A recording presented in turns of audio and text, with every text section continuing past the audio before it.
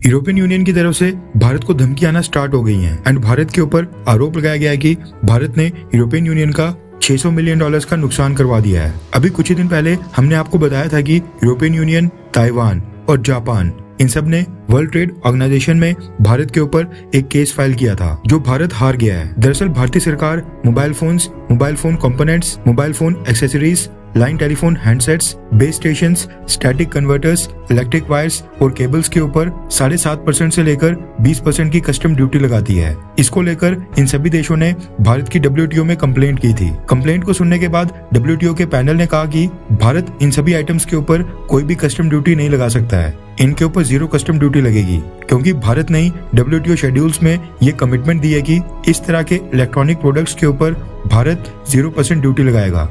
भारत ने 1997 में information and technology agreement sign किया था, जिसके बाद इस एग्रीमेंट को साइन करने वाले मेंबर्स को ICT प्रोडक्ट्स के ऊपर कस्टम ड्यूटी को पूरी तरह से हटा देना था, यानी 0 कस्टम ड्यूटी कर देनी थी। लेकिन उस समय कई सारे ICT प्रोडक्ट्स जैसे कि smartphones, smart watches, drones, Bluetooth earbuds ये सब बने ही नहीं थे और ना ही मार्केट में आए थे, और भारतीय सरकार ने ऐसे सभी इलेक्ट्रॉनिक प्रोडक्ट्स के ऊपर कस्टम ड्यूटी लगा के रखी है जो तब नहीं बने थे। लेकिन WTO पैनल ने कहा कि बाकी देश भी वही रूल्स फॉलो कर रहे हैं और भारत को भी अब अपने इलेक्ट्रॉनिक प्रोडक्ट्स के ऊपर से ये सारी कस्टम ड्यूटी हटानी पड़ेगी। WTO के पैनल ने जैसे ये फैसला सुनाया उसके बाद ही भारतीय सरकार ने इस तरफ इशारा किया कि भारत WTO पैनल का ये फैसला बिल्कुल नहीं मानेगा और भारत के पास इस फैसले के ऊपर अपील करने का जो अधिकार है, भारत उसको चुनते हुए अपीलेट बॉडी में इस फैसले को चुनौती देते हुए दोबारा अपील करेगा। अब मसला ये है कि अपीलेट बॉडी में जजेस की नियुक्ति नहीं हो पा रही है क्योंकि उनको अमेरिका ने ब्लॉक करके रखा है। जब भी दो देश अपने ट्रेड से संबंधित मसलों को नहीं सुलझा पाते हैं तो वो WTO की अपीलेट बॉडी के पास जाते हैं। पिछले कुछ सालों में जब कुछ देश अमेरिका की ट्रेड से संबंधित शिकायत लेकर अपीलेट बॉडी में गए थे तो वहाँ पर अपीलेट बॉडी ने अमेरिका के खिलाफ फैसला सुनाया। उसके बाद से ही अमेरिका अपीलेट बॉडी के काम को बाधित कर रहा है। ये डोनाल्ड ट्रंप के समय शुरू हुआ था। अभी तक WTO की अपीलेट बॉडी में जजेस की नियुक्ति नहीं हुई है, जिसके कारण से अपीलेट बॉडी नॉन ऑपरेटिंग है और केसेस की लाइन लग गई है। अब जो भारत के खिलाफ फैसला आया है उसके लिए भारत ने भी कहा कि हम वो फैसला बिल्कुल नहीं मानेंगे और ये केस अपीलेट बॉडी में ले जाएंगे।